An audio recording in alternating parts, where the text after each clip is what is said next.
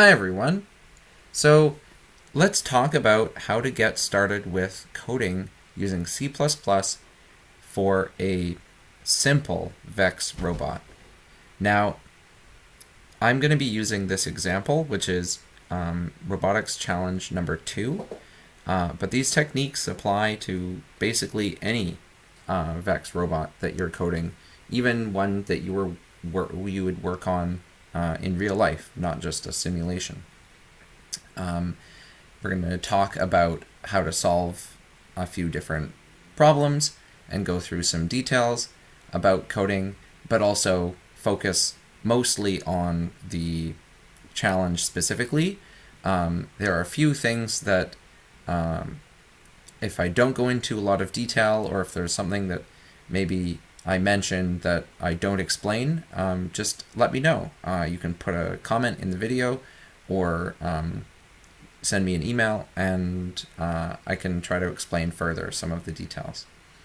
So before we get started, let's talk about how the challenge works. So this challenge, you have to basically navigate this maze from the start to around this kind of simple right turn, and then left turn, right turn.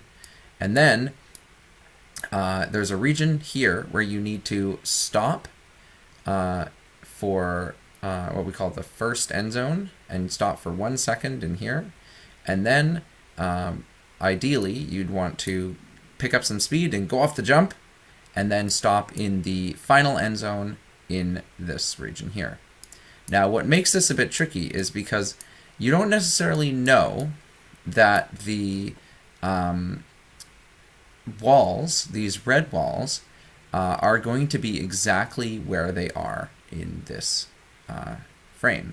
You could end up with a situation where possibly one of the walls actually ends up getting moved. So, for example, this wall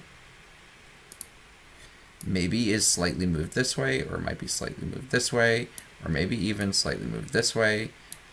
This wall might actually be not lifted down. I won't push it down, but it might be closer or further away from where you had originally planned.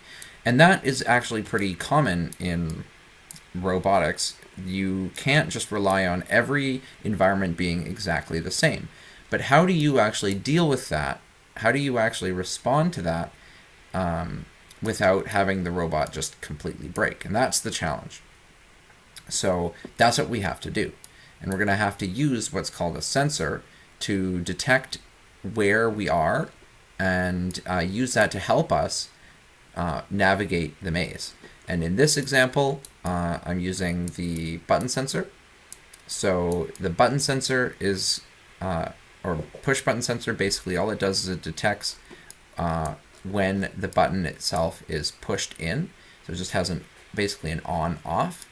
But this can also be done using the ultrasonic sensor. And I have a template for that as well. I just thought that this would be slightly easier for first-time coding, just to focus on just a true-false or on-off value. So yeah, that's basically all the details. And so now that we understand how this works, we can get started. So I'm going to stop this video, and you can skip to the next one where I get started with coding.